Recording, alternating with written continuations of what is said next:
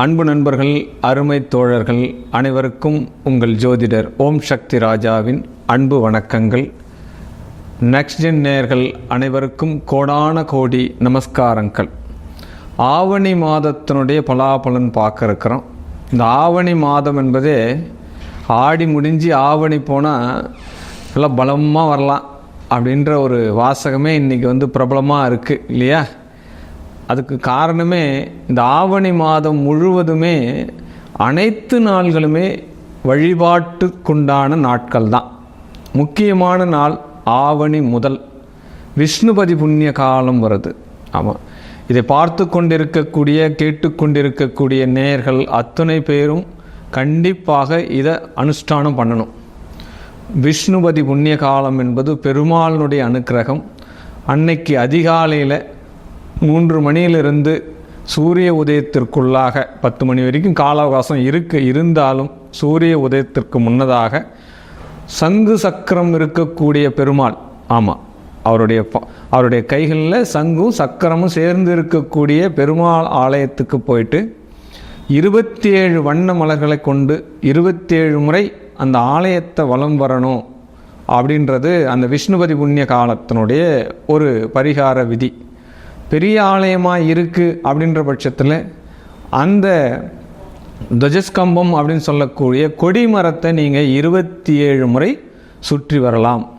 ஒவ்வொரு சுற்றுக்கும் ஒரு வண்ண மலர்களை அல்லது ஒரே விதமான வண்ணம் கொண்ட மலர்களை கூட நீங்கள் எடுத்துக்கொண்டு அந்த பூஜையை நீங்கள் அற்புதமாக முடிக்கலாம். யார் ஒருவர் தொடர்ச்சியாக 3 விஷ்ணுபதி புண்ணிய காலத்தை சேவார்த்தி செய்கிறார்களோ அவர்கள் இந்த கலியுகத்திலே ஒரு ராஜகுமாரனைப் போல் வாழ்கிறார்கள். அவர்கள் கடன் தொல்லையிலிருந்து நீங்கப்படுகிறார், நல்ல ஒரு பிராப்தம் கிடைக்கிறது, தொழிலிலே வெற்றி பெறுகிறார்கள். இதையெல்லாம் உணர்ந்தவர்கள் சொல்லக்கூடிய விஷயங்கள். இதெல்லாம் இன்றளவும் நல்ல ஒரு ஸ்தானத்திற்கு வந்தவர்கள் கடைபிடித்து கொண்டு தான் இருக்கிறார்கள். ஆக இந்த நெக்ஸ்ட் ஜென் நேயர்கள் அத்தனை பேரும் இந்த வீடியோ வாயிலாக உங்களுடைய செவி வழிக்கு ஒரு செய்தி வந்தவுடன் நீங்கள் இந்த விதியை கையில் எடுங்க. தொடர்ச்சியாக 3 விஷ்ணுபதி புண்ணிய காலத்தை சேவார்த்தி செய்யுங்க. தன்னுடைய வாழ்நாள் முழுவதுமே சேவார்த்தி பண்ணுங்க. உங்களுடைய பிள்ளையாளுக்கு சொல்லிக் கொடுங்க. மிகப்பெரிய ஒரு அனுக்கிரகம் இந்த ஆவணி மாதத்தில் வரக்கூடிய இந்த பரிபாலன பூஜை.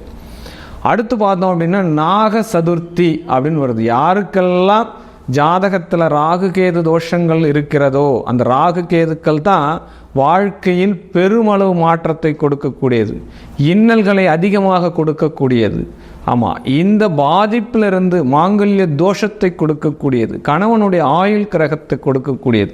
இப்படிப்பட்ட விபத்துகளையும் கடன்களையும் இதெல்லாம் கொடுக்கறதுக்காகவே இந்த ராகு கேதுக்கள் கர்ம கிரகங்கள் அப்படின்னு சொல்லக்கூடிய அந்த ராகு கேதுக்கள் தோஷத்திலிருந்து விலகுவதற்காகத்தான் இந்த நாக சதுர்த்தி என்று ஒன்று உருவாகி இருக்கிறது. இந்த நாக சதுர்த்தி அன்னைக்கு யாரெல்லாம் நாகாத்தம்மன் நாகர் வழிபாடு பண்ணுறீங்களோ இந்த ராகு கேதுக்கினால் வரக்கூடிய தோஷத்திலிருந்து நீங்கள் விலக்கி அற்புதமான பலாபலன்கள் எடுத்துக்கொள்ளலாம். அடுத்து வரக்கூடியது இந்த ஆவணி 4 கருட பஞ்சமி அப்படின்னு ஒரு வருது. ஆவணி 6 வாஸ்து நாள் அப்படின்னு வருது. உங்கள் பூமி பூஜை போடுவதற்குண்டான ஸ்தான பலம் இருக்குது அன்னைக்கு. ஆவணி 8 வரலட்சுமி விரதம் இருக்குது.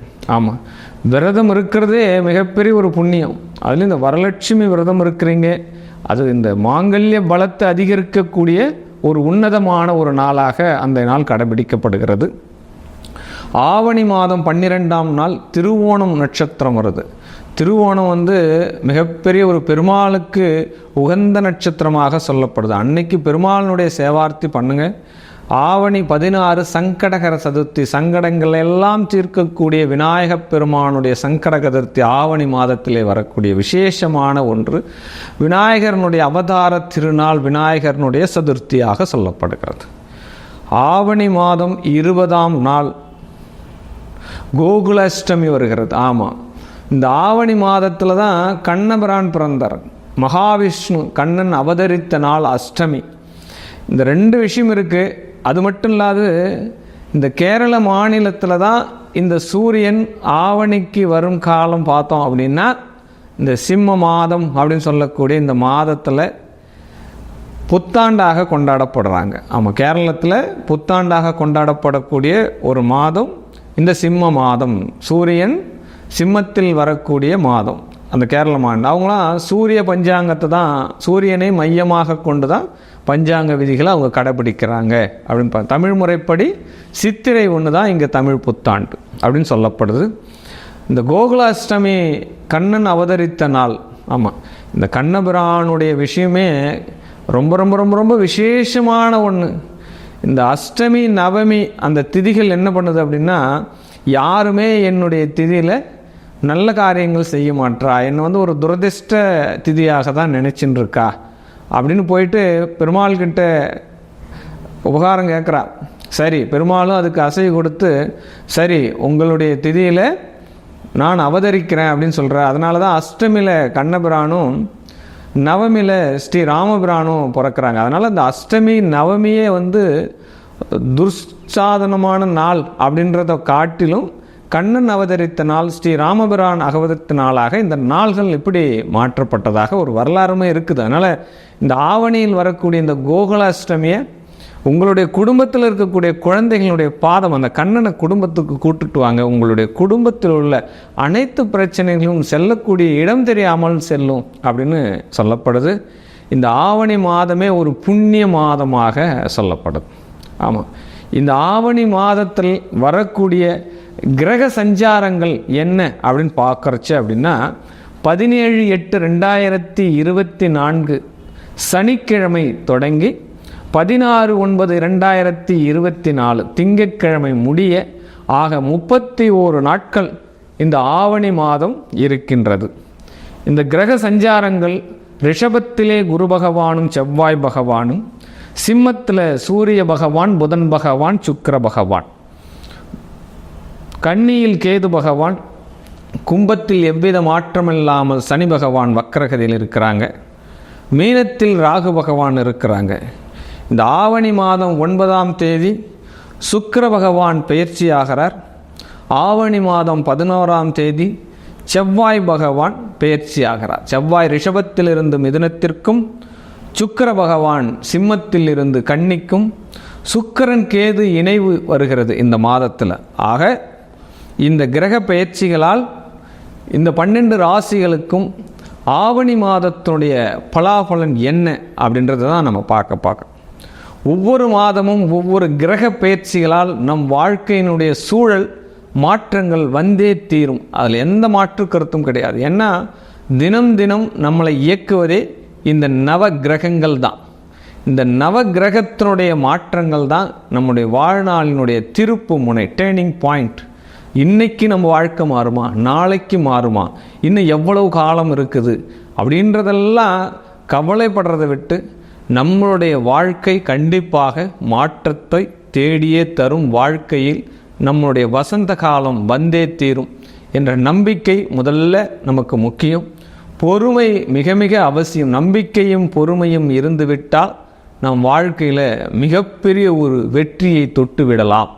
இதுதான் சூட்சமம். ஆமாம், இதற்கு இந்த கிரக சஞ்சாரங்களோடு நாம் பயணிக்க கற்றுக்கொண்டால் இன்னும் வாழ்க்கை ரொம்ப ரொம்ப ரொம்ப சந்தோஷமாக மாறிவிடும். சரி, சிம்மராசி என்பவர்களுக்கு இந்த ஆவணி மாதத்தில் ராசியாதிபதியாக பலம் பெறார். ஒரு ஜாதகத்தில் ராசியாதிபதி லக்னாதிபதி பலம் பெற்றாலே அந்த ஜாதகன் வெற்றி வீரன். எந்த ஒரு சூழ்நிலையிலும் தன்னை நிறுத்தி கொள்ள பக்குவமான கருணை பெற்றவன், யோகம் பெற்றவன், அமைப்பு பெற்றவன் அப்படின்னு பேர். சூரியன் உங்கள் ராசியில் வராரு. தலை சார்ந்த பிரச்சனைகள் ஏற்கனவே இருக்குது அப்படின்றவங்களுக்கு கொஞ்சம் கூடுதல் சப்போர்ட் பண்ணிக்கோங்க. மருத்துவத்தை எடுத்துக்கோங்க. அரசியல் சார்ந்து இருக்கிறவங்களுக்கு முக்கிய பதவிகள் கிடைப்பதற்குண்டான சூட்சம் இருக்கிறது அப்படின்ற ஒரு விஷயத்தை தெரிஞ்சுக்கோங்க.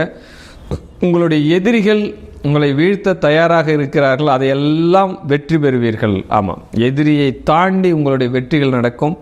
மறைமுக எதிரிகள் யார் அப்படின்றத ஒரு புலப்பாடே இப்போ உங்களுக்கு கிடைச்சிரும். இவ்வளோ நாளாக நமக்கு பின்னாடி இருந்து தாக்கியவன் கூட யாருன்னே தெரியல, கிட்டே இருந்திருக்கான், எதிரி யாருன்னே தெரியல. எல்லா எதிரியும் இப்போ உங்கள் கண்முன் உங்களுக்கு வந்து போகும், தெரிந்து விடும். அவர்கள் எல்லாம் நீங்கள் எதிர்த்து வெற்றியாளனாக வரப்போகிறீர்கள் அப்படின்ற ஒரு விஷயத்தை எடுத்துக்கலாம். 2ஆம் இடத்துல சுக்கிரன் கேது இருக்கும்போது பேச்சுகளில் வார்த்தைகளில் கொஞ்சம் கவனம் வேண்டும் அப்படின்ற ஒரு விஷயத்தை எடுத்துக்கலாம். சகோதர சகோதரி வழிகளில் சற்று செலவுகள் செய்ய நேரிடும். இல்லை அவங்க உங்களுக்கு சில செலவுகள் பண்ண நேரிடும். 2 விஷயம் நடந்துடும். வாகன யோகங்கள் உண்டாகும் அப்படின்ற ஒரு விஷயத்தில். ஏற்கனவே ஒரு வண்டி இருக்குது, இன்னொரு வண்டி வாங்க போகிறோன்னா கண்டிப்பாக வாகனத்தால் யோகம் நடக்கும். ட்ராவல் பிஸ்னஸ் பண்ணுறவங்களுக்கு எல்லாம் இப்போ யோகம் கிடைக்கும். தாயார் வழி உறவுகளால் யோகம். பெண்களுக்கு யோகம் நடக்க போகுது. சிம்ம ராசியில் உள்ள பெண்களுக்கு தாயாருடைய வழியிலேருந்து ஏதோ சீர்சனத்தை கொடுக்க போகிறா, சொத்துக்கள் பிரித்து கொடுப்பா, எல்லாமே அனுகிரகம் கொடுக்க. உங்கள் அண்ணனே கூட்டு உங்களுக்கு ஒரு பங்கு கொடுத்துருவாரு, உங்கள் அம்மாவே கூட்டு உங்களுக்கு ஒரு பங்கு கொடுத்துருவாங்க. இப்போ சொத்து பத்துலாம் பிரித்து கொடுக்கறதுக்கு சூழ்நிலை நடந்துடும். பஞ்சமாதிபதினு சொல்லக்கூடிய குரு பகவான் உங்களுக்கு 10ஆம் இடத்துல இருக்கிறதுனால தந்தையாருடைய தொழில், பரம்பரையாக செய்யக்கூடிய தொழில், பல தலைமுறைகளாக நாங்கள் இதையே தான் ப்ரொடக்ட் பண்ணிட்டு இருக்கோம், இதே தான் எங்களுடைய தொழில்னு சொல்லக்கூடியவங்களுக்கு எல்லாம் இப்போ யோகம் மேலே யோகம் நடந்துட்டு இருக்கக்கூடிய காலம். உங்களுக்கு 6ஆம் இடத்தினுடைய அதிபதி 7ஆம் இடத்தினுடைய அதிபதி சனி பகவான் வக்கரகதியில் இருக்கிறதுனால விடுபட்ட திருமணங்கள், தடைப்பட்ட திருமணங்கள் எல்லாம் மறுபடியும் நல்லபடியாக முடியறதுக்கு உண்டான சான்சஸ் இருக்குது. வரன் வருது, திருமணத்துக்காக ஏங்கி நிற்கக்கூடிய பெண்கள் ஒன்றுக்கு மேற்பட்ட முறை அந்த ஜாதகத்தை அனலைஸ் பண்ணிட்டு செக் பண்ணிட்டு டேட் ஆஃப் பர்த்லாம் சரியாக இருக்கான்னு பார்த்துட்டு அதுக்கப்புறம் பாருங்கள். இந்த வக்கர நிவர்த்தி ஆகிற வரைக்குமே உங்கள் சஷ்டஸ்தானத்தில் ராகு பகவான் பயணிக்கிறதுனால 8ஆம் இடத்தில் ராகு இருக்கும்போது வழக்குகளில் வெற்றி பெறக்கூடிய வாய்ப்புகள் கிடைக்கும். வழக்குகளும் தேடி வரும். அனைத்து வழக்குகளையும் நீங்களே வெற்றி பெறுவீர்கள் அப்படின்ற ஒரு விஷயத்தை எடுத்துக்கலாம். பாக்கியாதிபதியான செவ்வாய் பகவான் லாபஸ்தானத்தில் போகிறதுனால கண்டிப்பாக உங்கள் கூடுதல் பலம் பெறும். நீங்களே முன்னின்று ஒரு திருவிழாவை நடத்தி வைக்க போகிறீங்க, கும்பாபிஷேகத்துக்கு தலைமை தாங்க போகிறீங்க, குலதெய்வ அனுகிரகம் கிடைக்க போகிறது அப்படின்ற ஒரு விஷயத்தை கண்டிப்பாக எடுத்துடலாம். சூரியனுக்கு 5ஆம் இடம் எப்பயுமே வளர்ச்சி. புத்திரங்கள் இப்போது உங்களுக்கு வெற்றியை தரப்போகிறார்கள். படிப்புகள் நல்ல மேலோங்க போகுது. திருமண பாவங்கள் உங்களுடைய பிள்ளைகளுக்கு இப்பொழுது நடப்பதற்குண்டான சூழ்நிலைகள் எல்லாம் கொடுக்குறாரு. வாகன யோகம் உண்டு. லாபஸ்தானாதிபதியாக இங்கே செவ்வாய் பகவான் வர்றதுனால தினம் தினம் உங்களுக்கு வருமானம் வர்றதுக்கு பூமியால் யோகம் உண்டுன்னு சொல்லலாம். ரியல் எஸ்டேட் துறையில் இருக்கிறவங்களுக்கு எல்லாம் பெரும் பணம் கிடைக்கிறதுக்காக கண்டிப்பாக உங்களுடைய நிலம் விற்பனை ஆவதுக்குண்டான சூழ்நிலைகள் எல்லாம் கிடைக்கும். டாக்குமெண்ட் விஷயத்தில் ஒன்றுக்கு மேற்பட்ட முறை செக் பண்ணிக்கிறது நல்லது. ஏன்னா 2ஆம் இடத்துல சுக்கிரன் கேது வரும்போது புதனுடைய இடத்துல இருக்கா, புதன் உங்கள் ராசிக்கு பயணம் பண்ணுறதுனால, ஏன்னா உங்கள் ராசிக்கு லாபாதிபதி உங்கள் ராசிக்கு வர்றதுனால கண்டிப்பாக பூமி தனக்காரகன் சொல்லக்கூடிய செவ்வாய் பகவான லாபஸ்தானத்துக்கு வர்றதுனால கண்டிப்பாக பூமி யோகம் உண்டாகும். உங்களுக்கு இப்போது இடம் வாங்கக்கூடிய சூழ்நிலை, வீடு வாங்கக்கூடிய சூழ்நிலை, வாகனம் வாங்கக்கூடிய சூழ்நிலைகள் எல்லாமே எவர்திங் நல்லா இருக்குது, பக்காவாக இருக்குது, வாங்கிடலாம். சுக்கிரன் கேதுனுடைய இணைவு மட்டும் 2ஆம் இடத்துல இருக்குது. கண்டிப்பாக வாக்கு பலம் உண்டு. ஏற்கனவே நாங்கள் குறி சொல்லின்னு இருக்கோம், மந்திர தந்திரத்தில் ஈடுபாடுன்னு இருக்கோம், நம்ம எந்திரம்லாம் செஞ்சு விற்கிறோம் அப்படின்ற மாதிரிலாம் சொல்கிறாங்க இல்லையா. இந்த தாந்திரீகம் பண்ணுறவங்க, இந்த மந்திரத்தில் இருக்கிறவங்களுக்கு எல்லாம் இப்போ ஒரு அனுகிரகம் கொடுக்கும் காலமாக இந்த சிம்ம ராசிக்கு இருக்கிறது அப்படின்ற ஒரு விஷயத்திலாம் இதனுடைய தொடர்பு ஏற்படும் அப்படின்ற மாதிரி சொல்லலாம். ஏன்னா 2ஆம் இடத்துல சுக்கிரன் கேது வரும்போது தாந்திரிக வழிபாடு செய்கிறவங்களோடு தொடர்பு ஏற்படும் அப்படின்ற ஒரு விஷயத்தையும் தெரிஞ்சுக்கலாம். அந்த ஆவணி மாதத்தில் அதெல்லாம் டச் ஆகும். ஆமாம், அதனால் யோகம் உண்டா அப்படின்னா கண்டிப்பாக உங்களுடைய பிரச்சனைகள் தீர்க்கப்படும் அப்படின்ற ஒரு விஷயத்தையும் தெரிஞ்சுக்கலாம். ஆமாம், அதனால் பிரச்சனை தீர்க்க வரும். எந்த ஒரு காரியத்துமே நன்மைக்காக வேண்டி செஞ்சால் நல்லதே நடக்கும். எப்பயுமே அந்த ஒரு விஷயத்தை மட்டும் தெரிஞ்சுக்கோங்க. நீங்கள் செய்யக்கூடிய செயல்தான் பின்னாடி உங்களுக்கு பெரிய பலனாக வந்து நிற்கும். ஆக நன்மை செய்தால் நன்மை வைக்கும், தீமை செய்தால் தீமை தான் கிடைக்கும். 2 கான்செப்டில் இருக்குது. நீங்கள் எந்த கான்செப்டை எடுத்துக்கிறீங்க அப்படின்றது தான் உங்களுடைய விஷயம். கண்டிப்பாக கடன் அடைவதற்குண்டான சூழ்நிலை இருக்கும். ஏன்னா அஷ்டமஸ்தான ராகு பகவான் பயணிக்கிறாரு. பேராசைகள் வரும். ஷார்ட் ரூட்டில் லாட்ரி யோகம் இருக்கா, நம்ம சீக்கிரமாக முன்னேறது எப்படி அப்படின்ற மாதிரி இந்த மைண்ட் செட் எல்லாம் கொடுக்கும். அதனுடைய விஷயமும் தொடர்பு கொடுக்கும், பல நபர்களை உங்களுக்கு தொடர்பு கொடுக்கும். அதனால் நிறைய பிஸ்னஸையும் உங்களுக்கு ஈர்த்து கொடுக்கும் இந்த ராகு பகவான். கண்டிப்பாக வெற்றி உண்டு அப்படின்ற ஒரு விஷயத்தை எடுத்துக்கலாம். மேலும் உங்களுடைய பாசிட்டிவ் எடுத்துக்கிறதுக்கு இந்த மாதத்தில் பெருமாளுடைய ஆலயத்தில் இருக்கக்கூடிய கலிய பெருமாள் அப்படின்ற ஒரு அருவுருவம் இருக்கும். அந்த கலிய பெருமாளுடைய உருவத்துக்கு இண்டிவிஜுவலாக நீங்கள் பர்சனலாக ஒரு ஆராய்ச்சி பண்ணுறீங்க அப்படின்னா இந்த ஆவணி மாதத்தினுடைய சற்பலன்கள் அனைத்து விதமும் சந்தோஷமாக நடப்பதற்குண்டான சூழ்நிலையே இந்த மாத கிரகங்கள் உங்களுக்கு கொடுத்திருக்கின்றது. வாழ்க வாழ்க வாழ்க. ஒவ்வொரு மாதத்தினுடைய தமிழ் பலனும் மாத கிரகங்கள் ஆகிய சூரிய பகவானை மையமாக வச்சு தான் நம்ம பார்த்துட்டு இருக்கோம். 12 ராசிக்கும் உண்டான கிரக அமைப்புகள் எப்படி இருக்குது, ஒவ்வொரு மாதத்தினுடைய பயிற்சி, அதை பற்றி இந்த பலன்கள் உங்களுடைய ஜாதகத்தில் உங்கள் சுய ஜாதகத்தினுடைய அப்ளை பண்ணி பார்க்கும்போது தான் முழு பலன்களை நீங்கள் எடுத்துக்க முடியும். அதனால் உங்களுடைய சுய ஜாதக பலன், உங்களுடைய வாழ்க்கையினுடைய ஏற்றங்கள், வெற்றியை நீங்கள் தெரிந்து கொள்ளணும் அப்படின்னா கீழே இருக்கக்கூடிய நம்பருக்கு உங்களுடைய பிறந்த தேதி, பிறந்த நேரம், பிறந்த இடம், உங்களுடைய பெயர் அனுப்பி கட்டணம் செலுத்தி உங்கள் ஜாதகத்தினுடைய ஏற்றங்களையும் வெற்றிகளையும் தெரிந்து கொண்டு வாழ்க்கையில் ஒரு உன்னத நிலைக்கு செல்லுங்கள்.